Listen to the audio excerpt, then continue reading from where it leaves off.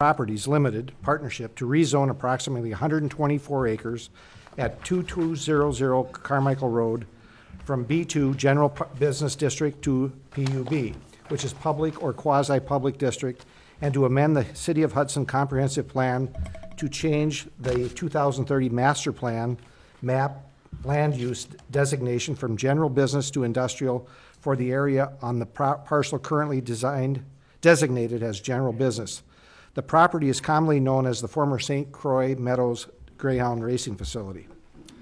Just a little bit of the rules tonight that we're going to try and abide by. First, we'll find out, we're going to have the people from Croix do their presentation, then the school will have a little presentation. Then we'll want to know how many people would like to speak tonight. And with that, then we can determine how long we're going to let people give us their public comments. We want to have everybody that needs to and wants to comment have their day in court, per se. What I'd like to recommend that you do is keep it, I think we'll see how many people we have, but we'd like the city of residents of Hudson to speak first. So if you live within the city limits, we'd like you to speak first if you want to address it. Then we will take other citizens. There's a couple things. Tonight's hearing will have no response from the city council. We're here to listen, so we'll have no questions. We're not going to ask questions of any of the people that make presentations. It's for your comments only. Couple things. If we get repetitive, same thing, I'll probably say, we've already heard that, thanks. If you have anything different to add, please add that. We're not here to debate the merits of a school. That has already been determined. And what we're here today to talk about is rezoning property. So we already know the vote totals. Each of our members got a total of the votes that were done in the district, by district, for each of the people to look at. And I really don't want to get into a public debate about whether we should have a school or not, because we're here to talk about rezoning. So if you could keep your comments to that purpose, that would be what I'd prefer. And at that point, we'll start the meeting. Before we get started, I'd like to welcome Pack 148-215 from the Cub Scouts here. Raise your hand. They're here to observe public service and what's going on, public debate. So I think they'll get a good lesson tonight. So Pete, are you ready to go?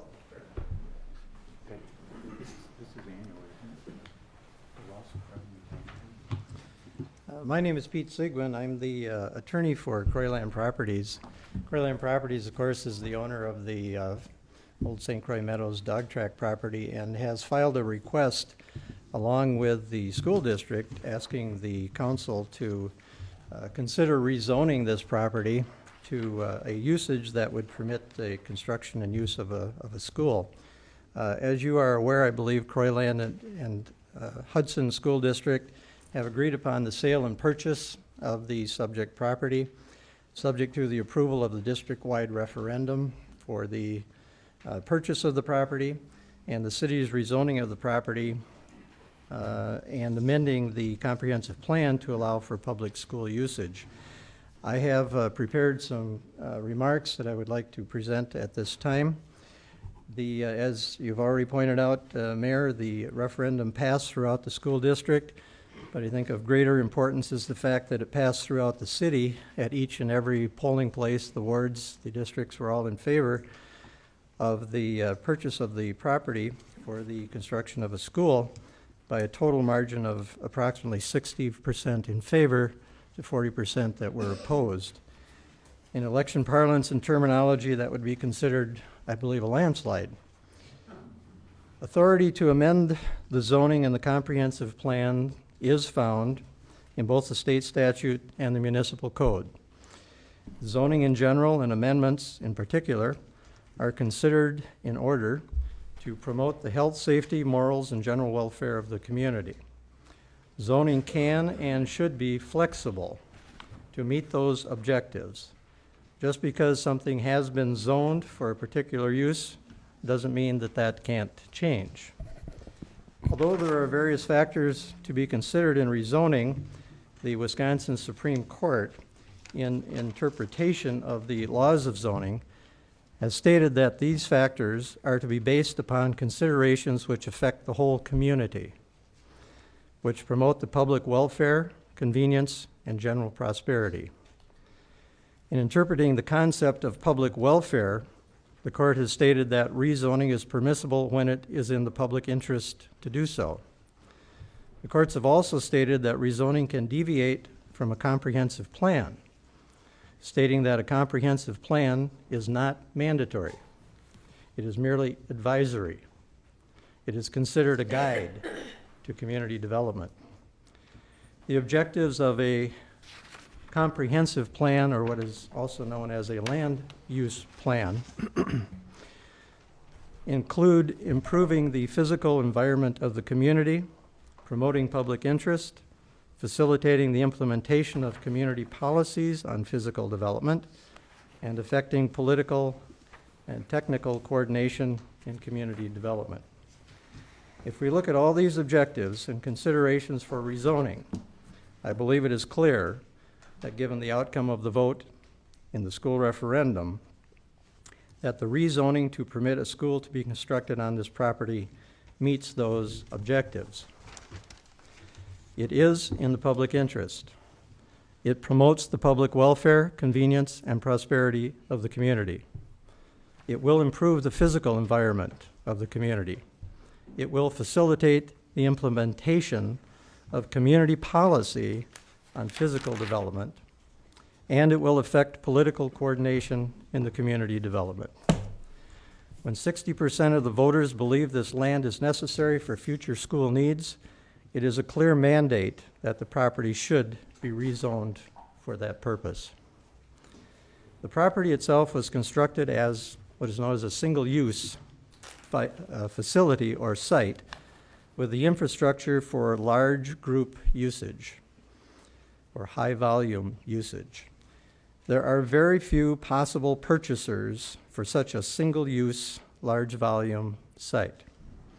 The dog track hasn't operated for more than 10 years.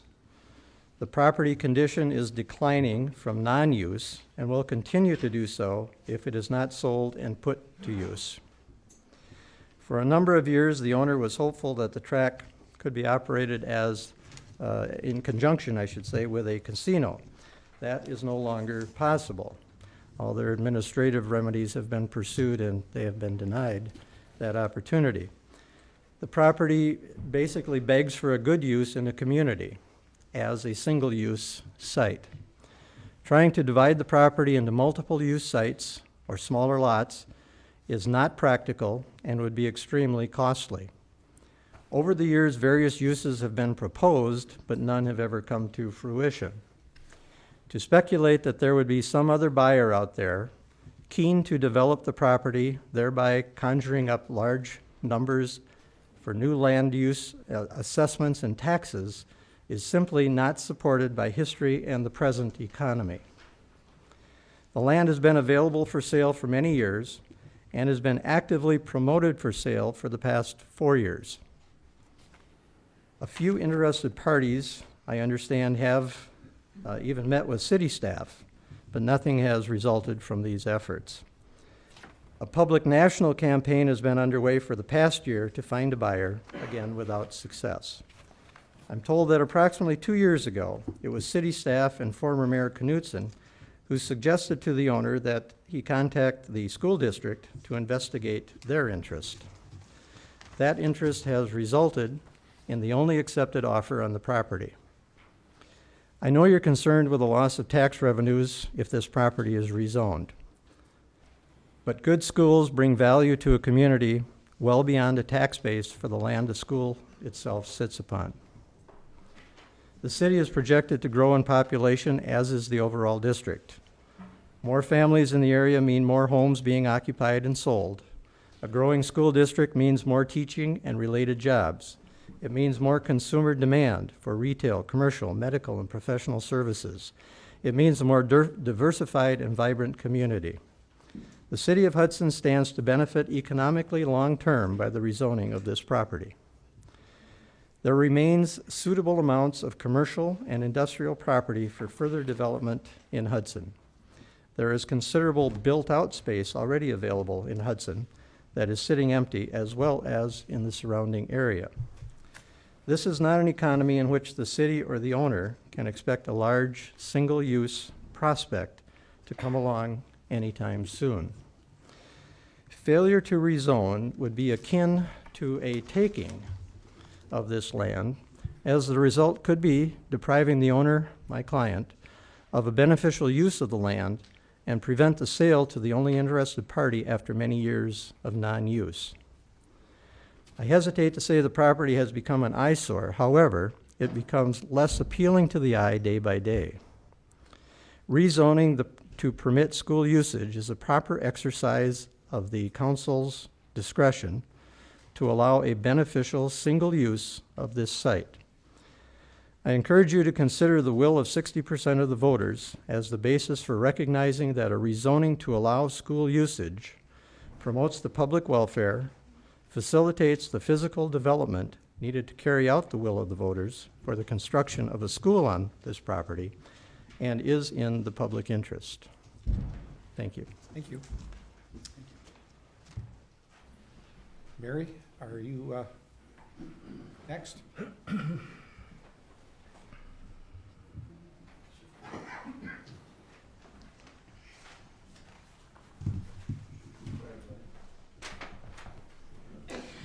Good evening, and thank you for giving us this opportunity to share information with you that we would like you to consider as you consider our request supporting for the rezoning of the St. Croix Meadows property to public use so that we can move forward with the next steps toward a 21st century school in Hudson. Presenting with me this evening are President of the Board, Barb Van Lunen, who is also a city resident, and Vice President of the Board, Tom Holland, who's just been recently reelected. We want to work with you to create a win-win solution for everyone. Certainly for the youth in our community, first of all, for the city as well, and for the school district and all of our community members. We recognize the city will experience a short-term loss of property tax revenue. The school district will experience that as well. And so we'll talk about how we see future development helping the city both financially and creating a community asset that will create jobs in our community, will create more people spending money in the community, and contribute to all of those individuals I talked about earlier. Attorney Pete Seguin just hit a number of the points that we were going to make, and so we will not take time right here to reiterate those, but I know you will consider them.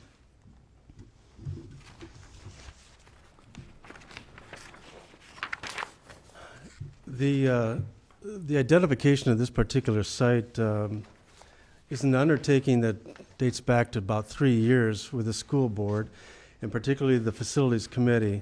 We looked at a number of different sites and continued to look at a number of different sites even when we considered this particular site. And our conclusion really was, and I believe confirmed by the recent vote, that there is no other site that really has the same attributes that this particular site offers. And some of those attributes, of course, are the ability to use an existing facility, 2/3 of which are 90,000 square feet. The structure has been examined and is proven to be sound. We're confident that our engineers have identified adequately or correctly that there is good use remaining in that building, which will offer a number of different savings. But in addition to the use of the building, infrastructure that's already in place, a parking lot that's about 90, approximately 90 usable, flat, and accessible acres. On the site itself, ramps that support the traffic levels, and the space is available in addition for community partnerships, and the size of the space that we've looked at also allows us for future growth and planning. this slide shows access points to the site. The site we're discussing is the large red square at the bottom of that slide, which is the dog track of St. Croix Meadows. And what we're trying to point out here, understanding that the community has identified, some in the community have identified a concern about traffic and congestion. What we'd like to show in this site is that there's a number of access points to this site, including Carmichael, of course, Hanley Road from the east, 11th Street across 94, on down, in addition to all of the entrances and exits to the site itself.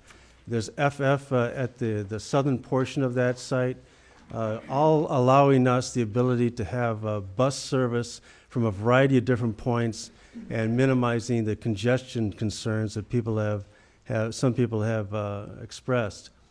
In addition to that, I'd like to point out that the population of our student body, about 30% or 497 current high school students live south of 94 right now. So the point being that number of students would not be traveling north of 94, again alleviating a number of the concerns about the congestion and so forth. So the next two slides, I won't necessarily go through other than you've got that in front of you, but just to point out that we've done a side-by-side comparison of the site in question, St. Croix Meadows, to a number of different sites in the community. And by comparison, we've come to the conclusion, as you'll see, that it's a far superior site to any others that we've looked at. So, thank you.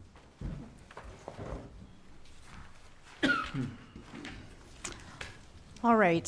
One of the questions that we've heard as a school board and as a district is, what are you going to build on that site if it is rezoned?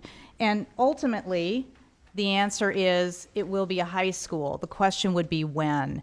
If you've heard some of the presentations that the school district has done over the last several weeks, you've heard us talk about the next step in the process for us, now with the referendum from the land having been passed, will be to enter into a community engagement process where we will spend a number of months with folks from the community trying to determine what specifically we build now. But again, ultimately, remember, the idea is this would be a high school. If we chose to build a smaller building today, we would build it knowing that it could be expanded and would be expanded to a high school that could accommodate 2,000 to 2,500 students. And what is in the graph in front of you is specifically how we imagine the current space is being used, depending on what it is that we build at the outset at St. Croix Meadows. And you should be aware that all of these items on this graph come from the facilities task force that did their work in 2004. Mary talked in her comments at the beginning about a community partnership, and there are a number of things that I'd like to highlight for you in the way of community partnership. So certainly, again, the size of the St. Croix Meadows property gives us flexibility with what we do on that site. One of the things that's under discussion right now is the possibility of having the City of Hudson partner with the school district to put a public safety and works building on that site, an example of the partnership between the city and the school district. If coming out of this community engagement process, we determine that we're going to put a varsity football field at St. Croix Meadows adjacent to what could be a high school at that point, there is the possibility that Newton Field could be sold, creating possibility of development and ultimately putting that property back on the city's tax roll. Another example of community partnership is the work that we're currently doing with the St. Croix Valley Educational Collaborative. And the intent here is to create presence with these partners that we currently have, partners like the University of Wisconsin River Falls, WITC, and Chippewa Valley Technical College, having their presence on our campus, allowing our students some additional opportunities for learning. YMC The Camp St. Croix, as you're well aware, is just a little bit down County Road F and across the street, but it's certainly within a reasonable distance for the students in that building to access that facility and create further opportunities for them to do outdoor learning and service projects. And finally, the community residents. Again, one of the things that came out of the task force work in 2004 was how could we do this in a way that provided space for other members of the community to take advantage of the asset that we hope to build. The last point that I would like to share with you this evening has to do with the cost of not only the land, but the potential building of a secondary school on that St. Croix Meadows dog track. And this is a very detailed chart, so let me orient you for just a moment. The bars represent the level of debt service that the school district is paying and potentially would pay. So current debt is in the dark blue or the dark color on your graph, which is in black and white, and then the light green or the lighter color, the lighter gray, would be new debt. And the bars across the chart represent different school years for the debt. So you can see in the second bar, which represents next year, we have a significant portion of the debt that is our current debt, and then we have that small lighter section at the top that represents the additional debt that taxpayers will incur as a result of the purchase of the St. Croix Meadows dog track. And we've said many times that we think that's about 9 cents per thousand, or about $18 per year for a $200,000 home. What we've done with this graph is draw a dash line across the top to say, if we just hold that debt level steady, in other words, don't raise it, don't lower it, but hold it steady over the next 20 years, you can see that our current debt service is paid off as time goes by, and it creates capacity for the school district to borrow without, again, raising taxes over next year's level. If you make certain assumptions about interest rate and the quality of the debt rating for the school district, which currently is very high, and do some math, it equates to about $40 million in borrowing capacity for the school district, again, without raising the taxpayers' debt service over what it would be next year. So $40 million in borrowing capacity, and that's on top of the structural elements that already exist on the property, which we believe to be somewhere in the neighborhood of $7.5 to $9 million. And that is a great place for us to be in terms of looking forward to the cost of a new building. And with that, I'm going to turn it back to Mary Bowenega-Broughton.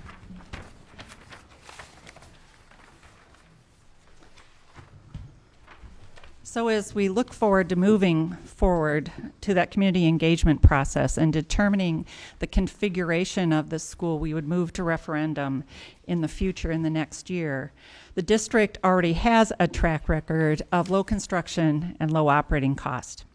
So I turned to our most recent construction, which was Rivercrest Elementary. It was built on time and under budget.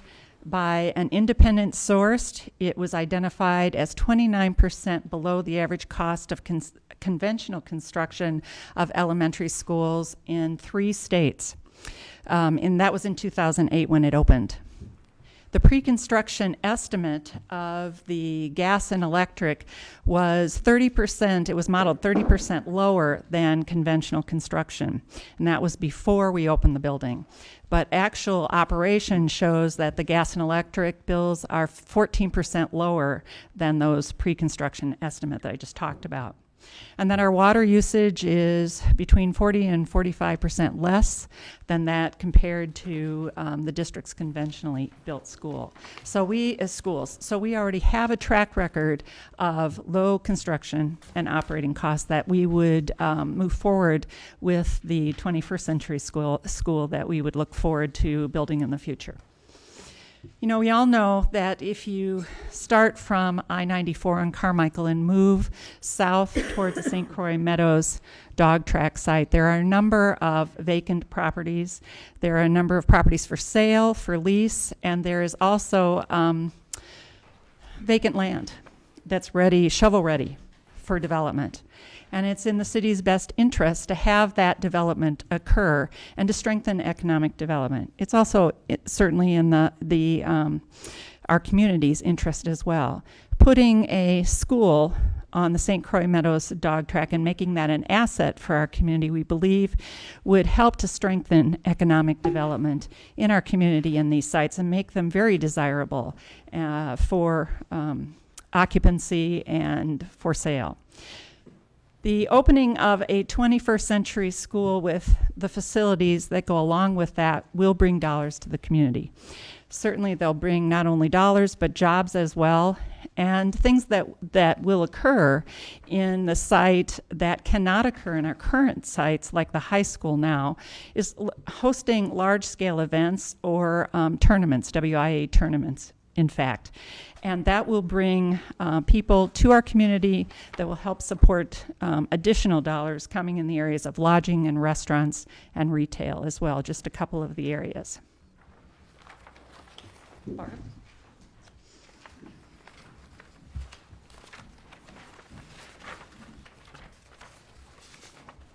I'm sorry, I forgot I was wrapping up. So, Mr. Mayor and council members, thank you for giving us an opportunity to speak to you. There's a couple of things that are very clear. We are out of space. We need a school. This is the best site. You heard Tom Holland speak to that. We hope to take this piece of property and turn it into an asset for the entire community. We also believe strongly, as I'm sure you do, that a strong school system does create economic development, and it creates a strong community. And finally, we know that the community has spoken as we went through the election last Tuesday, and they too feel that this is the right piece of property for us to build a school on.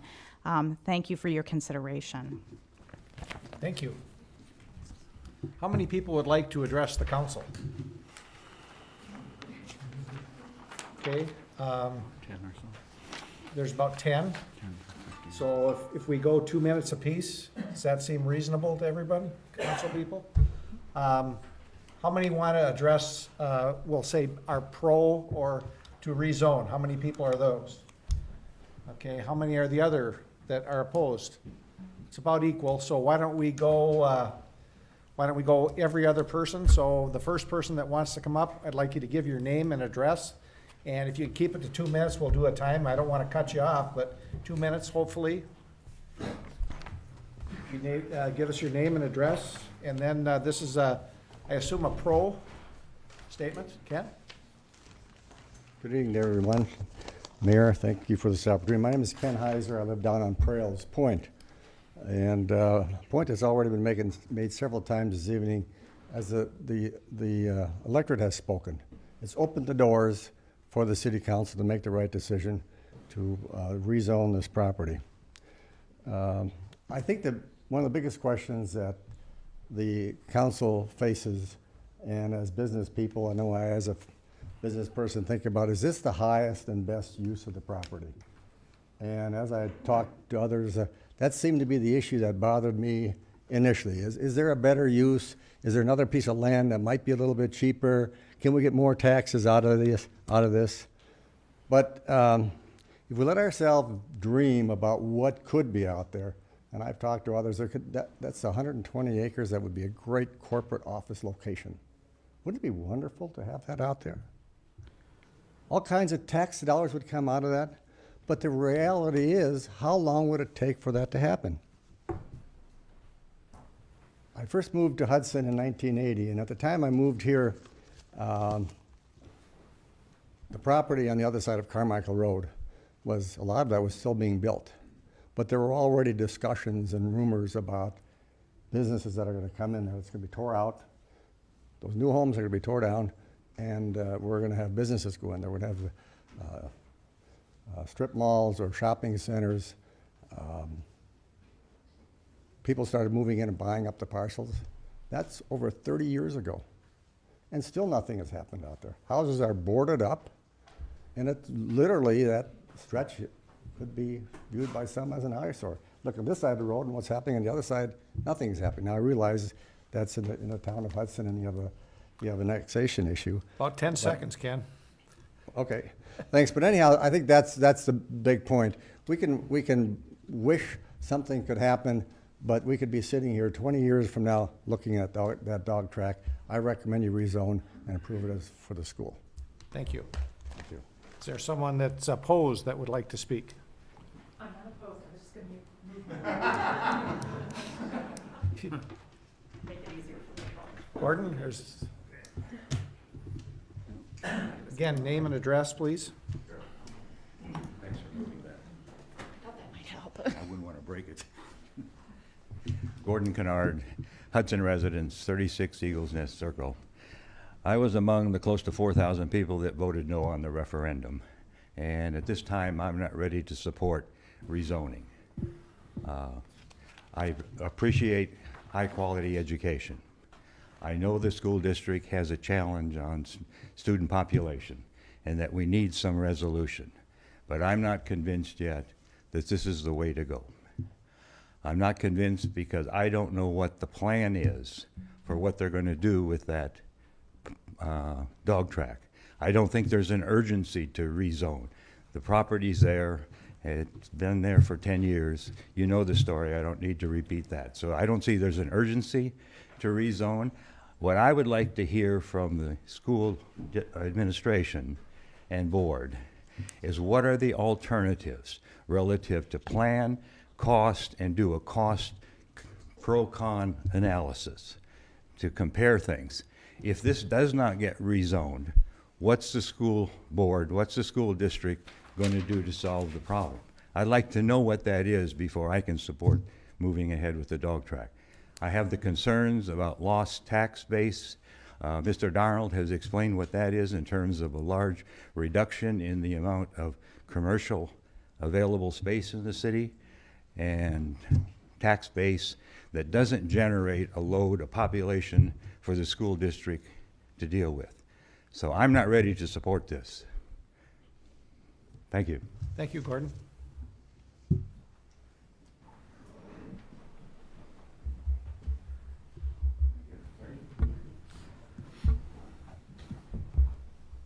I'm David Robson. I live at 1274 Highway 35, North in Hudson. I also am a commercial real estate agent with Greystone Commercial, and I also own a large amount of commercial property in the city of Hudson. So I'd like to address a couple issues relating to the St. Croix Meadows rezoning. I think the biggest argument against rezoning is the loss of tax base and revenue. And one of the things I'd like to address regarding that is the development timeline, I think, is at a minimum of 5 years and more likely in excess of 10 years to develop that property.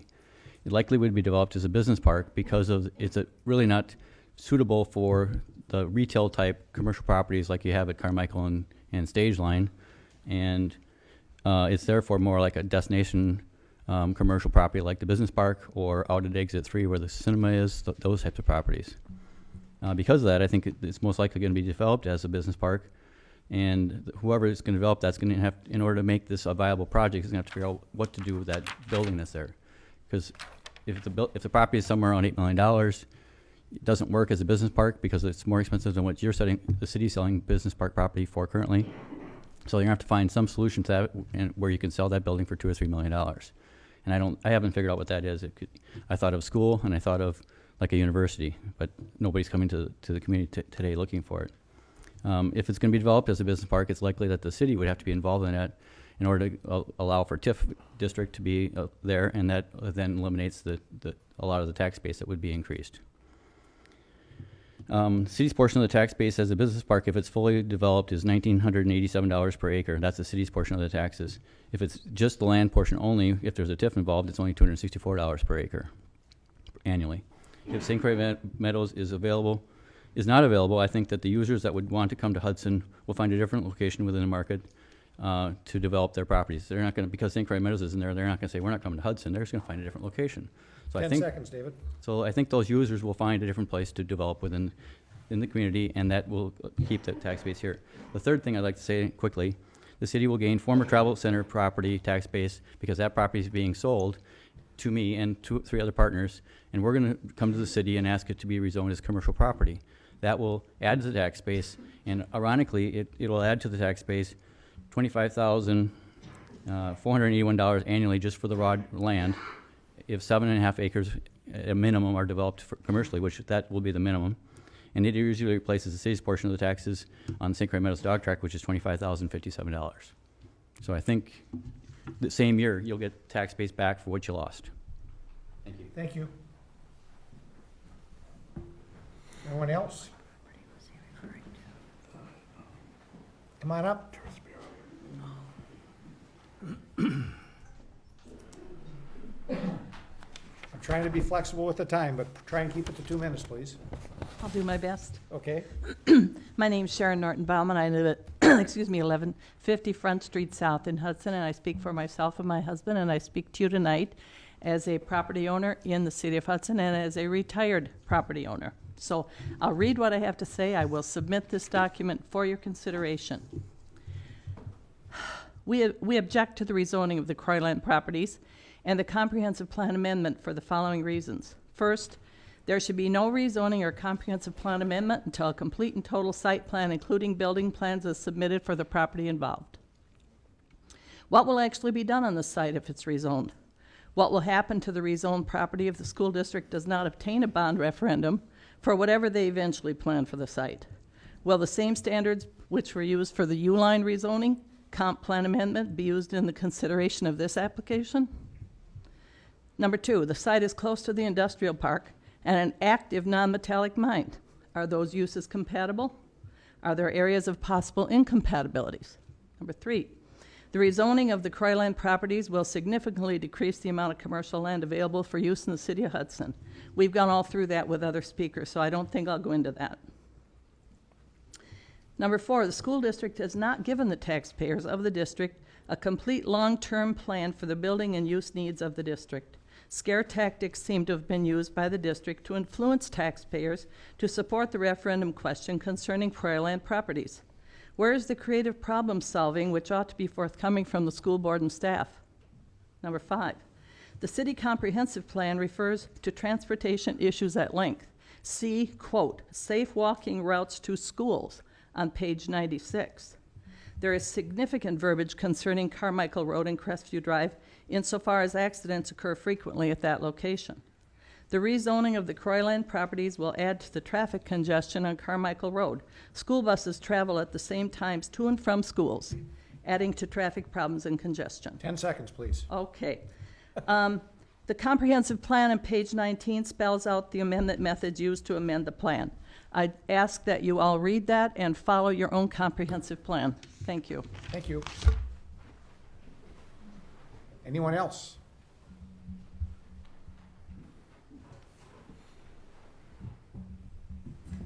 Hello, and thank you for this opportunity. My name is Ruth Masenko. I live at 821 Cooley Road. I own Seasons on St. Croix Gallery here in town, and am here with my glasses on, better off, in support of rezoning the Croix property so that it can be used as a secondary school expansion within the Hudson School District. As a former high school counselor, I believe it is the responsibility of the community to provide quality education for all students. That includes adequate space and appropriate facilities. I believe that property and that facility can be utilized in that manner. That being said, as a business person, I also want an excellent school district that will encourage and stimulate the economy within the community. A good school district is instrumental in maintaining property taxes and values, or property values. It can also improve the ongoing everyday economy of the community. As Mary mentioned, a new secondary facility located on the property would provide a site that could be and would be used to host statewide events and tournaments at a much larger scale than we can currently do. This in turn would bring people from out of the city who would use our excellent lodging, eat at our restaurants, and shop in our retail stores. These visitors would have an opportunity to experience Hudson, and once they've done that, we know that they would like to come back.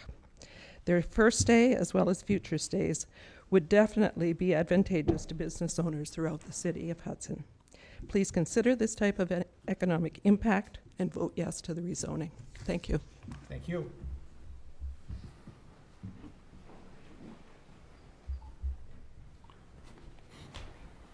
Hello, Jeff Tersteg, 2323 White Oak Court, and you guys have a tough decision on your hands.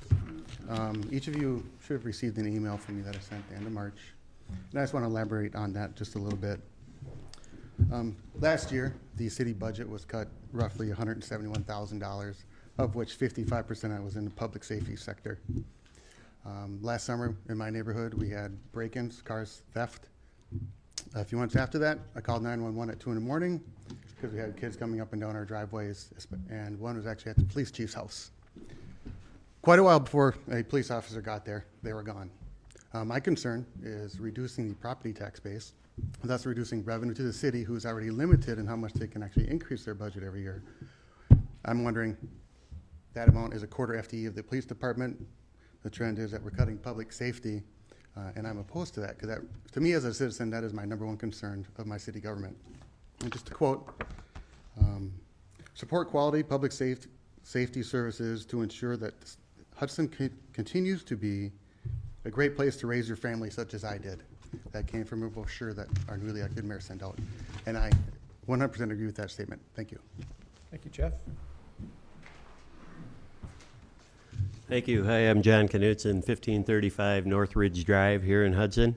Been a resident of Hudson for over 25 years now, and Hudson has a proud history of doing things right the first time and also being innovative. I think the 120-acre parcel, which has been discussed in comparison to some of the smaller 60-acre, 65-acre sites, is important for the growth and planning of Hudson.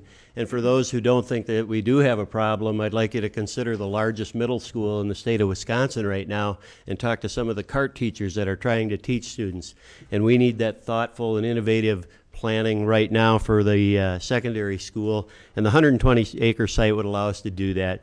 Rezoning the property for a school on the dog track property allows the community to benefit sooner than later. And rather than seeing it sit for what might be another 5 or 10 or 15 years, as the experts here have told you about. The other good news for homeowners, and I understand that there would be a property tax increase, is that with a good school, the likes of which the district would intend on building, the home values would go up. So there is an advantage for the homeowners with high-quality schools. I look forward to the collaboration between the school district, the city of Hudson, the resident, and the businesses. Thank you. Thank you, John.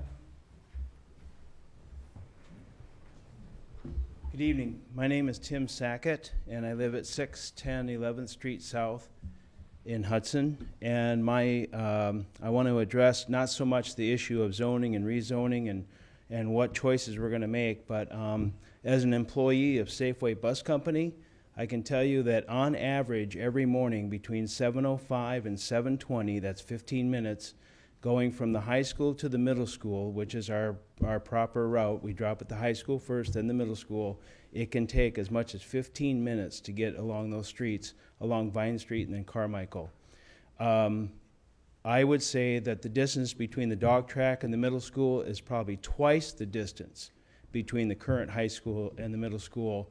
And if the school hasn't already addressed their time issues, you in the city council will be addressing issues of major construction to Carmichael Road, starting from where Blockbuster and Papa Murphy's. There's a bottleneck at Culver's, and it's going to continue all the way to the middle school, and it's not going to be a good, it's going to be an issue you will have to address with the citizens on major street reconstruction in the future.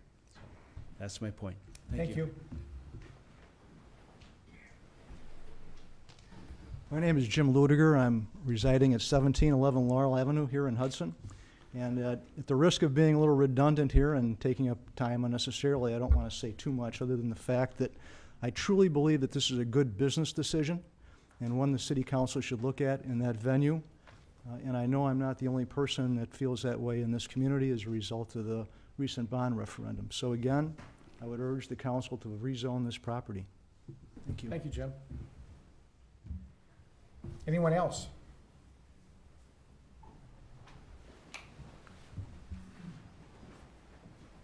I think this gentleman was next. Are you going to talk against it? No.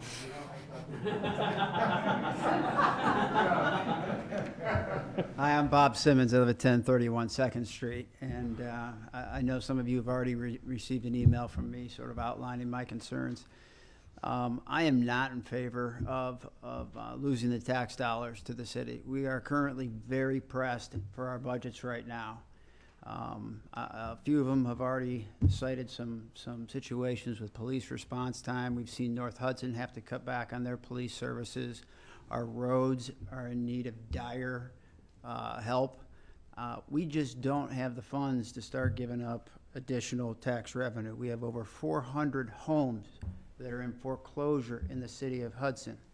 Many of them are abandoned. Our tax base is eroding.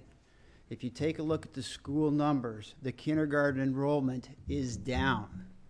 So whoever the demographer is that the school board or district has worked with, I think they need to take a look at the numbers again.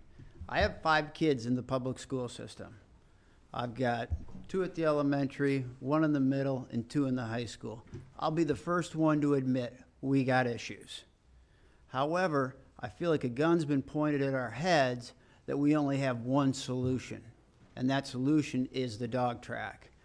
I also would like to see a long-term strategic plan that outlines what options A, B, and C are, and what are the financial impact, not only to the taxpayer, but to the city. I heard another presenter mention, and then I'll wrap it up, another presenter mentioned that it's $18 per $200,000 household. So say you have a $400,000 household. For us to believe that the total cost is going to be $40 per year per household to put up a high school, buy the property, and then operate the property is fantasy. That's not going to happen. 10 seconds, please. Taxpayers are going to get walloped. I'd really like to see the school board go back to the drawing board and come back, solicit community feedback, and give us some options, some open options that we can all discuss. Thank you. Thank you, Bob.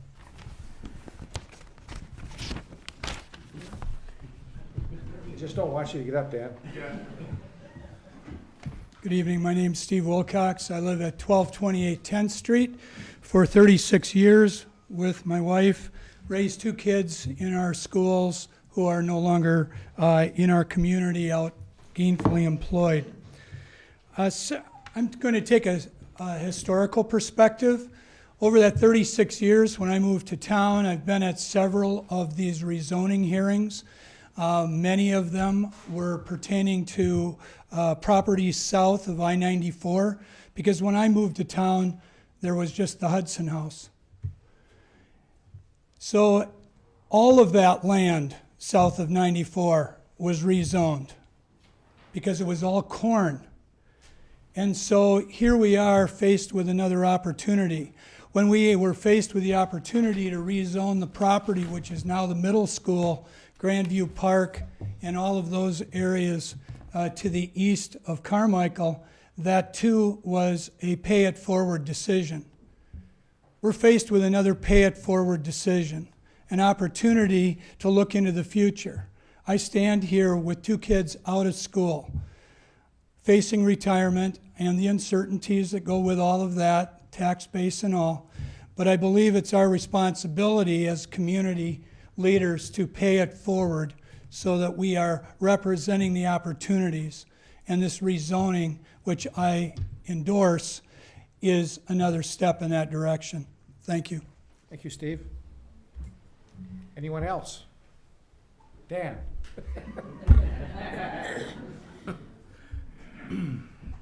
Dan Chernahoy, 104 13th Street, city resident. Also on the Hudson School Board and president of the Greater Hudson Kiwanis Club. Steve Wilcox is always a hard act to follow, so I'm going to make my comments short and probably not quite as eloquent. Just a few points. I believe the Plan Commission delayed taking action on the zoning issue pending the outcome of the recent referendum, and we know the outcome of that.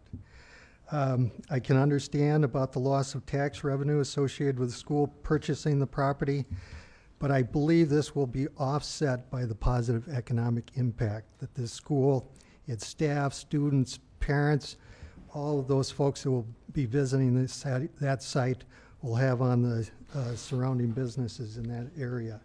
I also believe that there is potential that other new businesses could be spawned in that area and be great for this community. Also, something that hasn't been said yet is just from an economic impact standpoint, the work and the employment that a new school facility being built in that area will bring not only to the community, but that area as well. And then I also believe that we have a window of opportunity here as a result of a school or a dog track facility that's declining. We don't know how long it's going to be standing there. But we're one of the unique suitors for this property that are willing to take that existing facility and do something with it and create savings, not only for the school district, but for this community.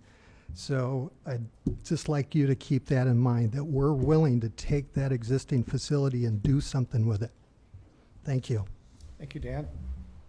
Anyone else? Yes, sir.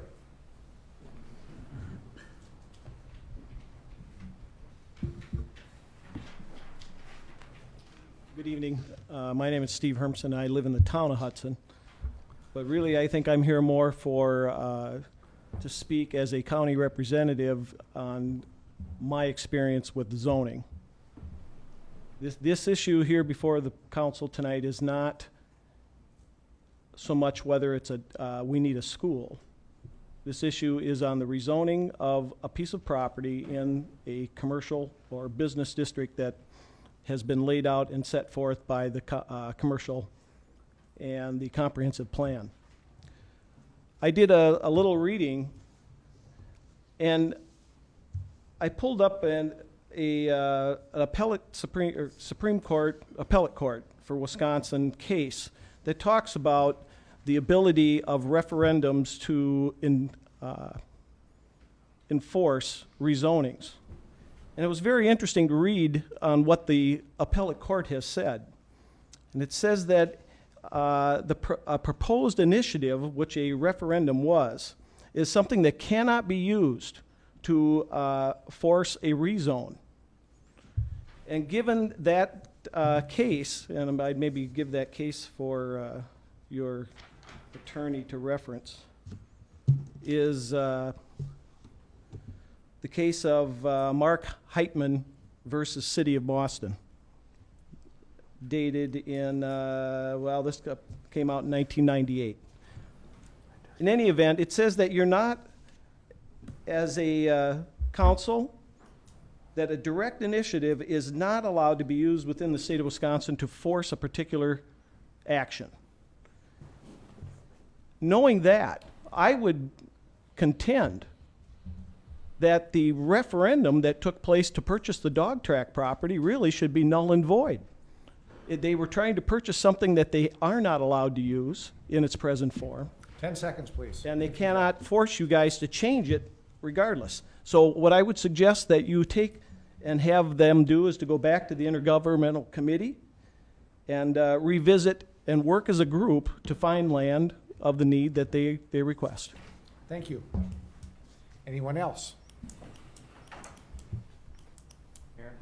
Yes, Denny? Letter into the record, please.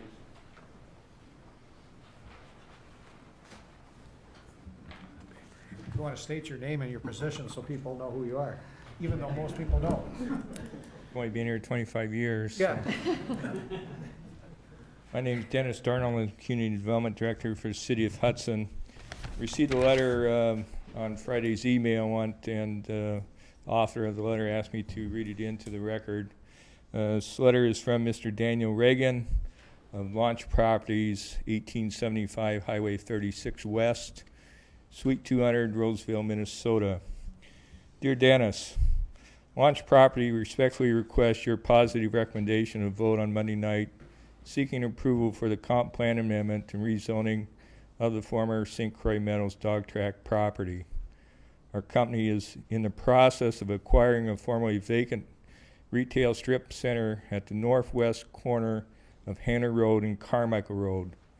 We welcome the plans for the redevelopment of St. Croix Meadows and feel it will positively impact nearby businesses and residents.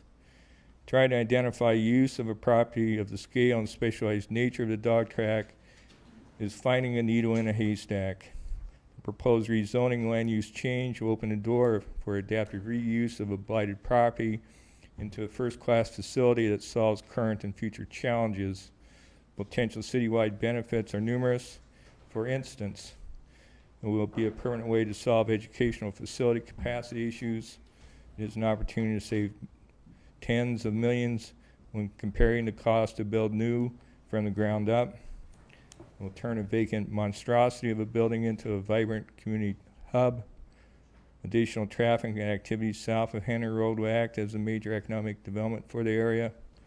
This traffic and activity will spur more development, commerce, and living choices nearby. Local businesses will benefit from new increased customer volumes. All of this activity will lead to an increase in tax base and fulfill the needs of a constrained city budget. Thank you for your consideration and this opportunity to participate in helping this request to be approved on Monday night. Sincerely, Dan Reagan. That's the only letter that I received as far as requesting it be read into the record. Thank you, Danny. Anyone else? Planning Commission Thursday night. The Planning Commission will take up and make a recommendation, I think, possibly Thursday night to City Council, and it'll come back to Council for a decision. So that's the process. Again, thank you all for coming. Thank you for your patience. We tried to get everybody in, and if anybody wants to contact us, you can go on the city website and get our email addresses or phone call and call us. So thank you. At this point, I'd like to close the public hearing. Move to close the hearing. Is there a second? All in favor? Aye. Opposed? Hearing's closed. Let's go 3 minutes, 5 minutes, and then we'll get our regular schedule. Time for a bathroom break. So that was about that case was about.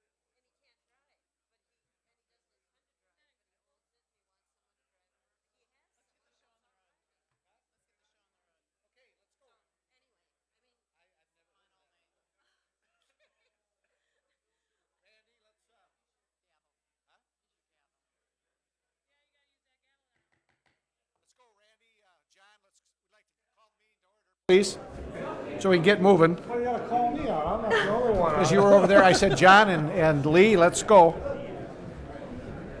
Oh, did Eric leave? No. Okay. No, he's in back. Good evening, everyone. Welcome to the City Council meeting. Now we're into our regular meeting for Monday, April 9th, 2012. I'd like to call it to order, and please join me in the Pledge of Allegiance. I pledge allegiance to the flag of the United States of America and to the republic for which it stands, one nation, under God, indivisible, with liberty and justice for all. Madam Clerk, if you call the roll, please. Mayor Burchill. Here. District 1 Morset. Here. District 2 Yaku. Here. District 3 Bernard. Here. District 4 Wyland. Here. District 5 Hoggett. Here. District 6 Vanslo. Here. Well, we're going to change the order a little bit. I can do that, can I? We have a couple of plaques we'd like to present tonight. The first one is for Lee Wyland. Lee has served on the city council in a very, come on up, Lee, in a very positive and positive manner, and has done a great job. And this is for Alderman from District 4, City of Hudson Common Council, and your contributions as a member of the Public Safety Committee, Finance Committee, Park Board, Advisory Joint Fire Board, St. Croix EMS Commission, and liaison to the School Board and Public Utilities Commission. This is signed under my seal of the City of Hudson and the Mayor, Alan Burchill. Lee, we really appreciate all the hard work that you did on representing the 4th District.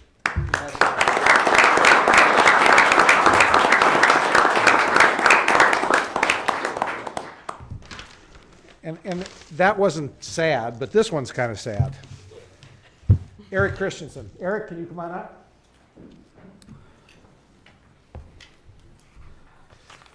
He kind of put the shock to us all a couple weeks ago when he decided to take a job in Door County. And so this is award for grateful acknowledgement of 9 years of outstanding public service rendered to the City of Hudson as Chief of St. Croix Emergency Medical Services and Emergency Government Coordinator. That was from January 2003 to April 2012. Eric, we're going to miss you, and we appreciate your hard work. Thank you very much.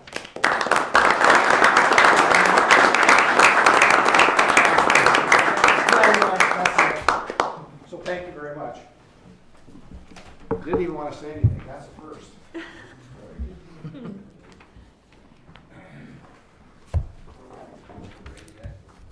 Okay, at this point in the meeting, we ask for comments and suggestions from citizens present on anything that isn't on the agenda for tonight. So is there any citizens that would like to speak to the council on anything not on the agenda? Come on up and give us your name and address, please. All right. Take your time.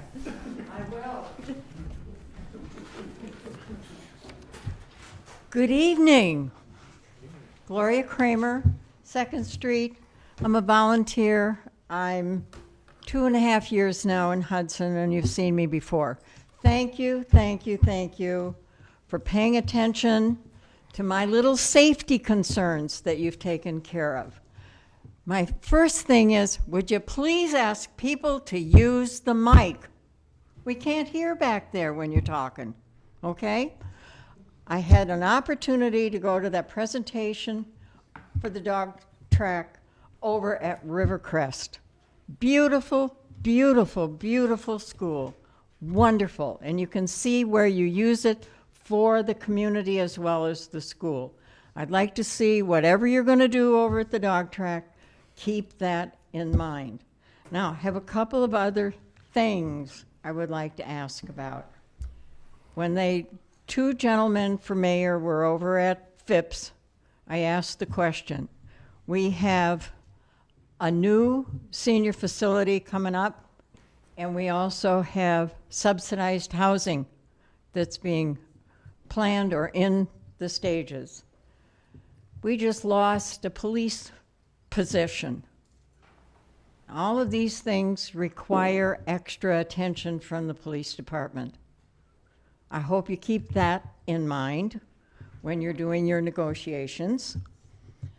Also, one of the things that came out at that meeting over at the school is that the art department is operating on very close quarters, and they have one class that accommodates one portion of the room that accommodates 3 people, and they've got 7 people in there, students. I'm concerned about safety. Has that been looked into? I don't know. I know you're not going to answer anything tonight. I understand that. But it's a safety issue as far as I'm concerned. And I would just like to bring that part to your attention. And then also, you've got teachers that are doing classes in shopping carts or whatever they're using. Do they get hazard pay? They don't even have a room. And because of crowding. Obviously, we need another building. So I'm hoping that you get it together and we can get started on it as soon as possible. I think it's a wonderful idea. I don't know how much money it's going to cost me, but I don't care. Anybody coming into this community as a homeowner or a business, they want to know what your school system is, and they also want to know about your library, and I'm going to give them a plug. Please, please, please take care of that money issue with the libraries as soon as you can. Thank you very much, and I hope you all have a good evening. Thank you. Is there anyone else? Okay. Madam Clerk, consent agenda. To approve the regular meeting minutes of March 26, 2012. To approve the renewal of the conditional use permit for Linder's Greenhouse Temporary Garden Center at Plaza 94 parking lot for 3 years from March 15th to July 20th of each year, contingent on the Community Development Office receiving each year a letter of support from the property owner, the source of water supply being identified, and a signage plan being approved. To approve claims for payment in the amount of $447,147.96. A detailed description is available in the clerk's office on request and is posted on the city's website. To approve the issuance of 5 irregular operators licenses for the period April 10th, 2012 to June 30th, 2013. And to approve the renewal and issuance of 2 regular operator licenses for the period July 1st, 2012 to June 30th, 2014. Additional operator license information is available in the clerk's office on request.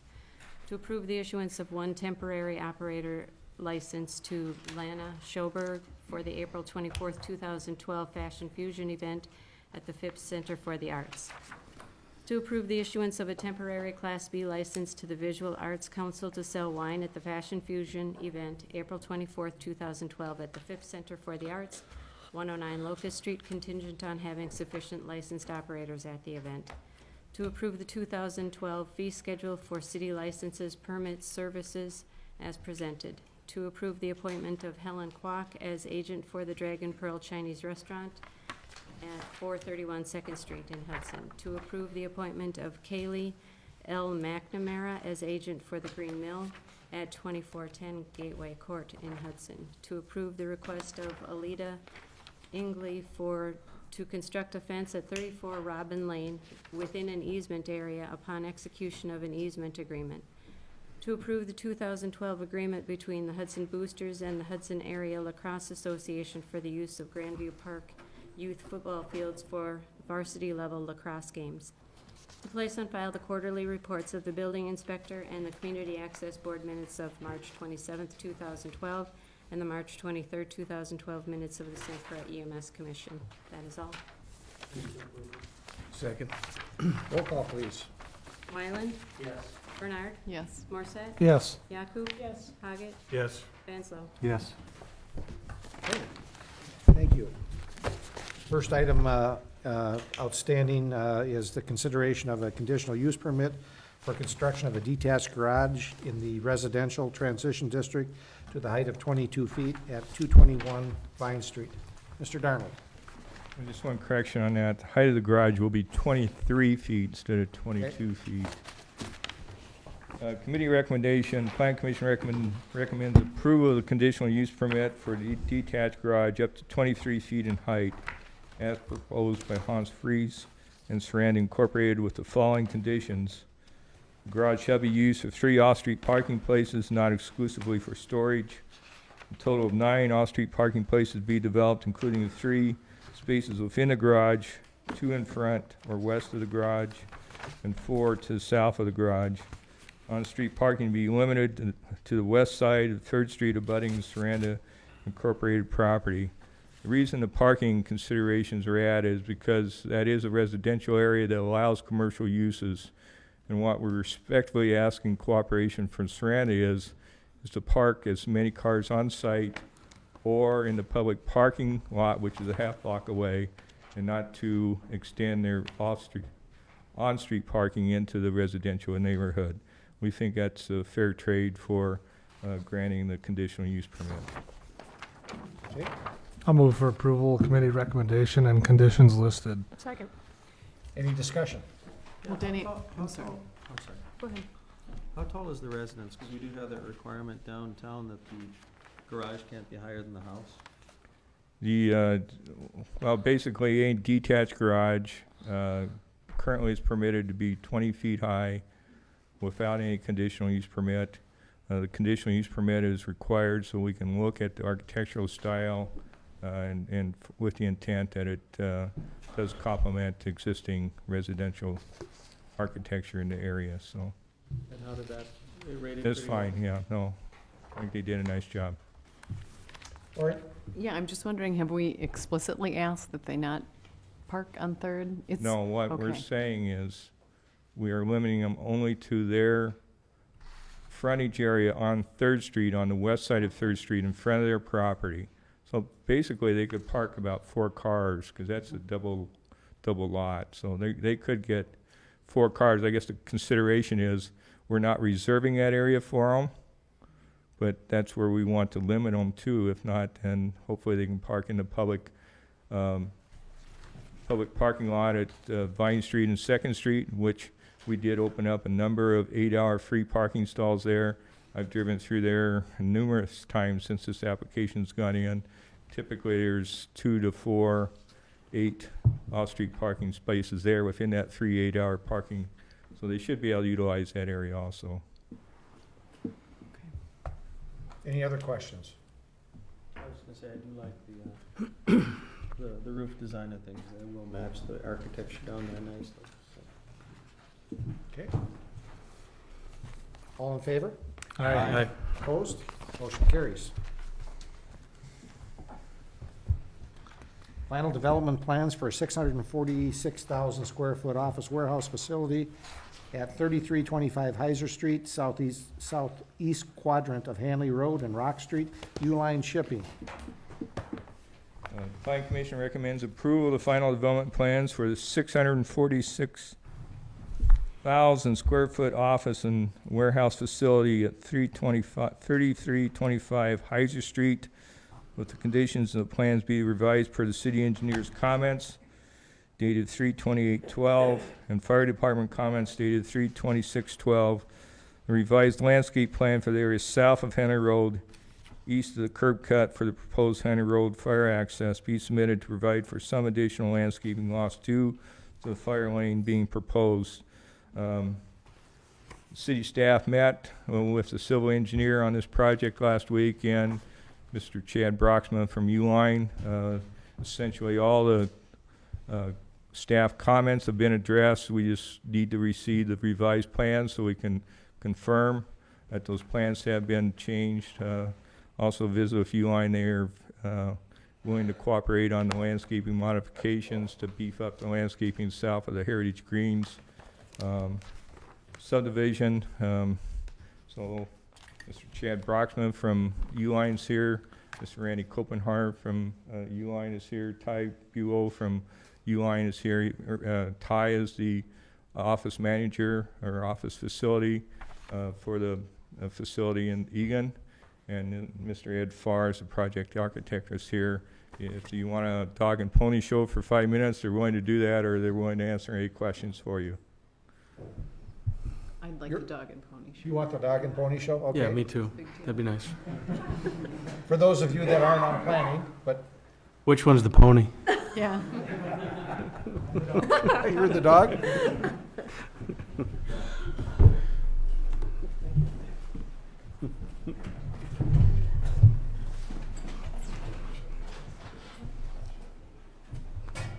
Thank you, Denny, Mayor Burchell, and council members. My name is Ed Farr, Edward Farr Architects, Eden Prairie, Minnesota.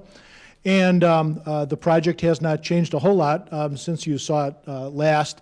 The changes that Denny alluded to is the fact that we have worked out a fire lane arrangement with the fire department.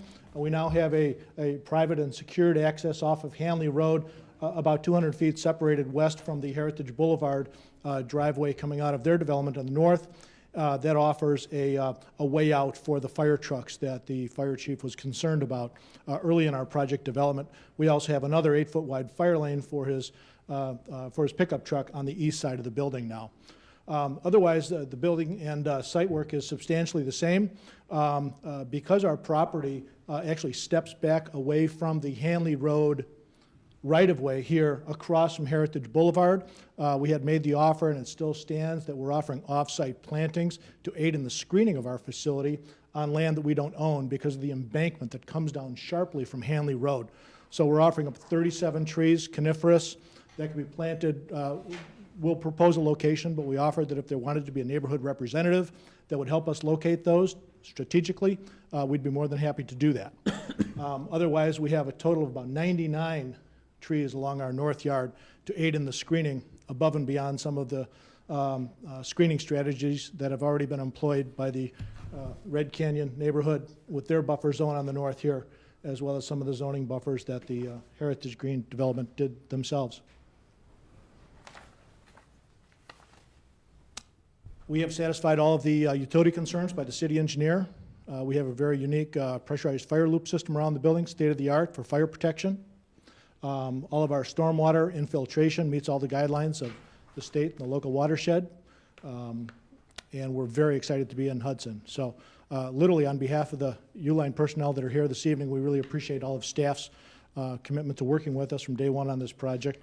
And if you have any questions at all, I'll be here to answer them technically, or if you have any business concerns, representatives from Uline would be happy to answer them as well. Thank you. Questions? That was quick. What's the general flow of the business? Can you just kind of give us an idea how the facility operates?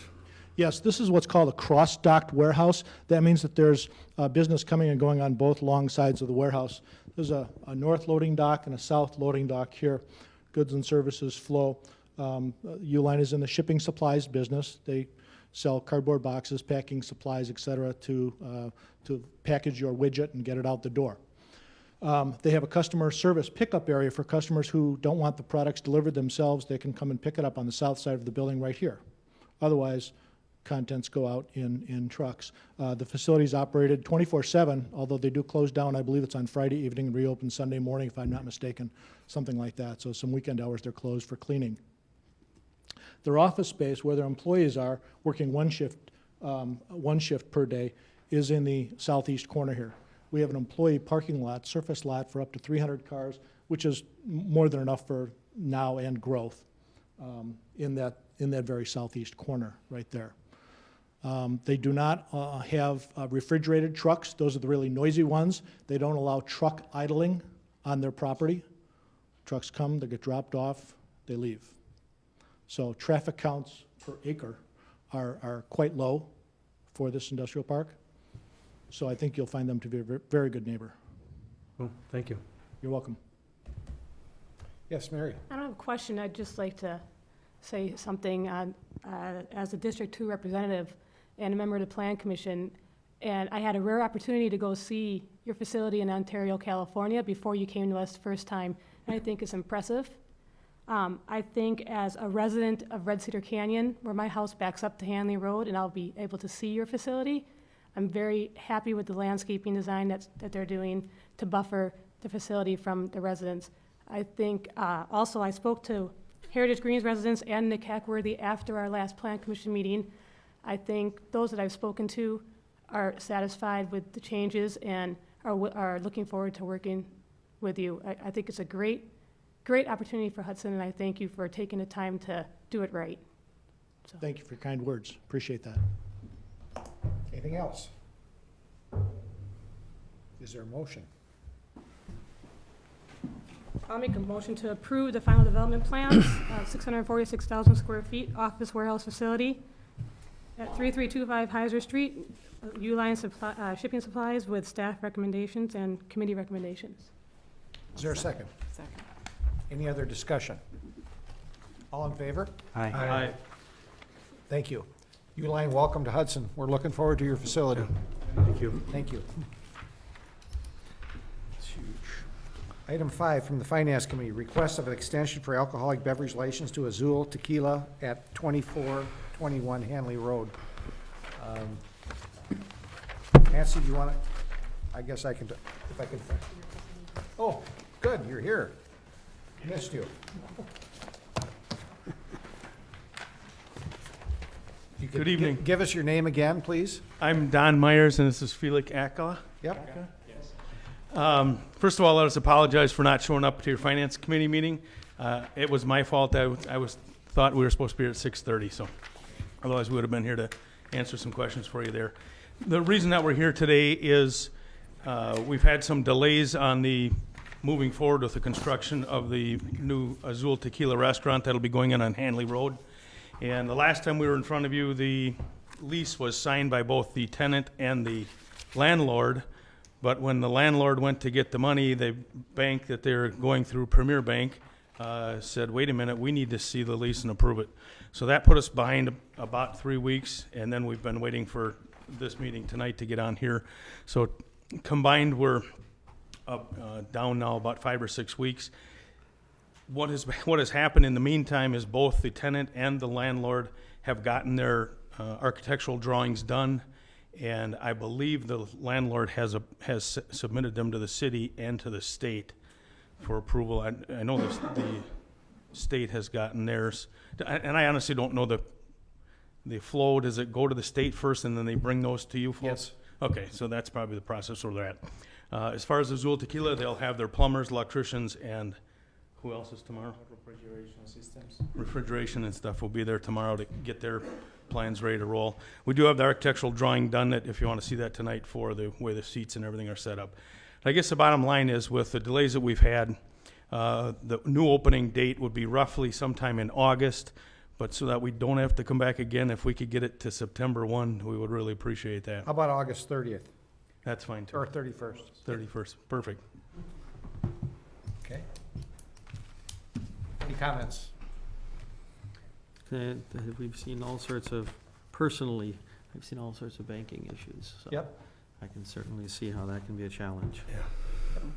Move to approve the 120-day extension to August 30th. Second.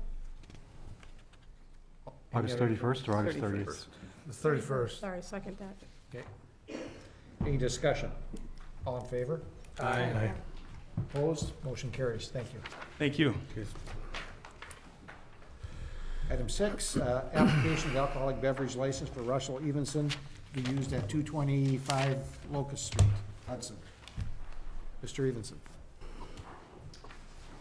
Hi, Russ Evenson. I'm applying for an extension of 120 days, so I can give a little revenue to the city. I won't replace the revenue lost at the dog track, of course, but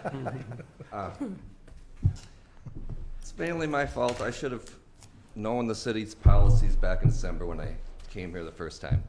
I didn't realize that there was a time period when you had to use it. I should have been further ahead in my project. I should have been then what I am now. And when I left here, I said I'd do the best I could. We ran frantically for a month and a half trying to get things done. Some things just take time. We have state-approved plans. They were approved March 8th. I haven't closed on the building because I don't want it. That's the last thing I want to do until I know I have an extension. I feel comfortable now. We could have it open in 120 days. Back in December, I didn't feel comfortable. I said I'd do my best. Well, I fell way short of that. But all the bids are in. The bank is ready to go. I do have a letter from the bank stating that. If you guys want that, I have the plans here, and as soon as we're closed, we're ready to go. We're hoping for a closing of at least May 15th. May 15th. You have an architectural drawing? Yes. You wanna, I'd like to see it. I'd like to pass it around. Did you get a hold of Mr. Masak as far as between finance and now, whether he's gonna sign? Oh, I haven't. Okay. He told me Friday he'd have it to me today, but I took out all the contingencies that he was against. Oh, maybe you wanna put it up there, Devin, or? If we can. Find the right page.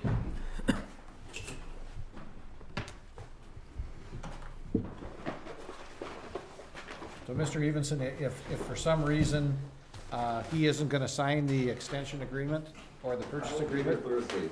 Huh? I'll be here Thursday with it. If he hasn't signed it, I won't be here until he hasn't signed it. Okay, and then you'll, okay.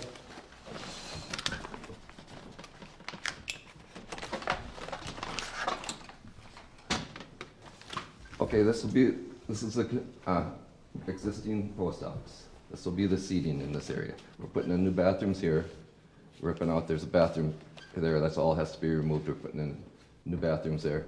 This is the new addition. Right now, it's got a little loading dock out there. That will be removed, and we'll be putting up 3 new walls. That's all kitchen? Yes, Wow. Where's the front of the building? right here. Yeah, okay. What's the total square footage gonna be of the building?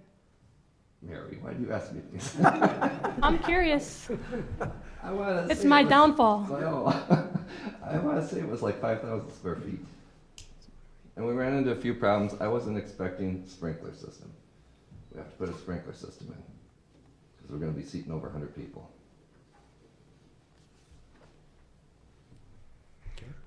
Well, I made the motion in finance, and I'll make it again, that we approve the 120 You're day. gonna see it, but you won't be able to see it. I'll second your motion. Finish it. That we would approve the 120-day extension contingent upon the closing date of May 15th. I think that was the hang-up in finance to some degree is, are we sure the building's going to close, that the deal will go through? So I would like that. I'd like proof of that when it happens. So what happens if they don't close on May 15th? It comes back to council. Okay. Yeah, and I'll support your motion. I think that, from what I understood, you also had a number of banking issues to try to get the right financing in I place. banked with the same bank for 32 years. I was personal friends with the owner. And you probably realize what bank that was because there's one in North Hudson. And I had first talked to them back last summer. And then the next thing I know, the bank was sold. Oh. And they're a little bit more, Yep. a little bit more nervous than they used to be. I have another question, sorry. But it's more towards Denny, sorry to put you on the spot, but that darn curiosity again. So if it's 5,000 square feet, Less than 6,000. less than 6,000 6,000. is for payment in lieu? Okay, so how many parking spots do we have here, though? For a restaurant that can 9. hold 100 people? 9 parking spots? Well, it helps me a little to see that you actually have a concrete plan and the scale of what you've got to put on there. Yeah. So maybe you should have brought that out earlier. Okay. So what's gonna be done with the basement? Or is that just The basement's gonna be storage? storage, and there's gonna be coolers and office downstairs. That would work, okay. All right, thank you. Will there be a bar area in your restaurant? Pardon me? Will there be a bar area in your restaurant? Here's the seating. Okay, this is the front door. Mhm. There'll be a bar along here, and then there's booths along the walls and Mhm. tables around there. Mm-hmm. Any other questions? No. So if you would reread the motion, or if you would, please reread the motion and. To approve a 120-day extension for the alcohol license contingent on the closing date of May 15th, with proof provided by May 15th, and if it's not provided, the item will come back to council. Proof of, Does okay. everybody understand that? So proof of closing on May 15th. Yeah. Correct. We're good to go. Yep. Okay. Is that fair? Yes. Any other discussion? Will you be selling stamps too? Just an idea. All in favor? Aye. Opposed? No. Motion carries 5-1. Thank you. All right. Next item is application of TJ Food Service LLC for a Class B license, beer license, DBA Perkins Restaurant and Bakery at 1040 Pearson Drive. We had application finance to approve selling beer for the lunch and evening crowd and hopefully cut off sales at 9 o'clock. Move for approval. Is there a second? I'll second that. Any other discussion? All in favor? Aye. Opposed? Motion carries. Consider funding issues for emergency siren system.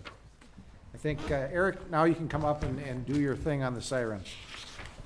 I think we've been talking about this for what, 4 years? Quite a while. Long time. Yeah, just recap, the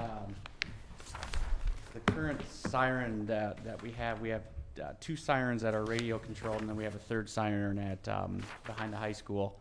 And the issue came up that the siren that is on 8th Street is not adequate enough for, doesn't have enough audible in the downtown area just because of the location of that. And it's after working with the consultant and working with the specialist from the siren place, we did a study, and the decibel levels are fine. The problem is that there's sometimes with ambient noise, with the way the siren is, the line of sight of sound goes over in the valley here. So I know Lee had trouble hearing it even downtown, and I know I have trouble hearing it every now and then. So what we did, because that one is, we still have a siren on top of the fire department that is manually driven right now, which means someone has to, we need to sound it, somebody has to physically go down there during an emergency and hold the button. The siren that is behind the high school is phone controlled, which is not radio controlled, and so we worked with that, and we determined that we can wire this siren. The siren is operable enough that we can wire it up to be sounded by the dispatch center during the event of a severe thunderstorm or tornado. They can rewire the siren behind the high school. I wouldn't recommend that we do that right now, because if we do have a massive power outage and there's multiple storms, at least we'll have a phone line system for at least one workable siren. Hopefully the phone line won't be taken out. So So we're talking about the downtown siren here too, to be able to have it radio. yeah, it would be activated. yeah, it would be programmed on the radio frequency that with the other sirens. And that's what, how much money was it? So we said an amount not to exceed 4,000, so it's just from contingency. And so I'll make that motion again. I was gonna say I'm definitely in support of this. I brought it up to Eric a couple years ago and said, we just don't have enough coverage downtown. So I'll second that motion. Any discussion? We're gonna take it out of contingency. Okay. Finance recommended. Okay, all in favor? Aye. Now I want to say thank you to the council. All right. I wasn't expecting that, so Yep. thank you Thank for you. taking a chance on some Hoosier from Indiana. All right, Thank you. Thank you. Thank you.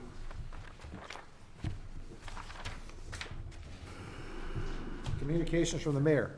Update on Update. projects. What do we got? Update on projects. There he comes. He was vacationing last week.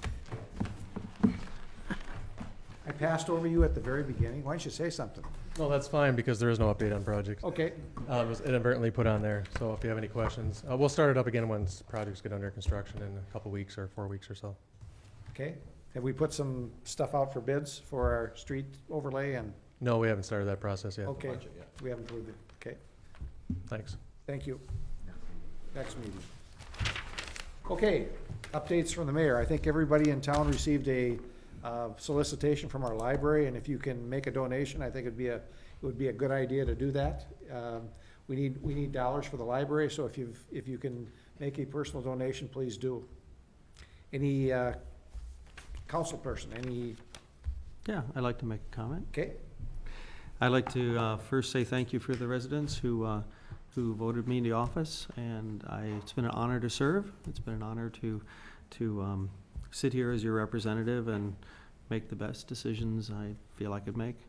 And for this council, for these people that I sit with every couple of weeks, and we work through and try to figure out what the best answer is. So thank you for the opportunity, and I give it to you to find the right answers in the future. Thank you. Anyone else? City attorney? No. City administrator? Two quick things. You have the final election numbers here.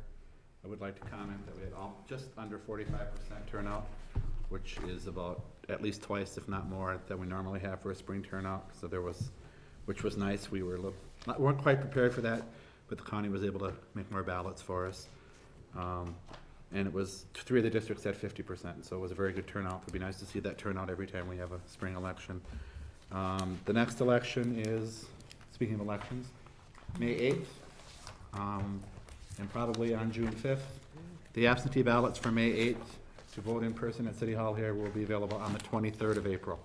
That's as quick as we can get them because of the turnaround time. So after the 23rd of April, you'd be able to vote absentee here at City Hall.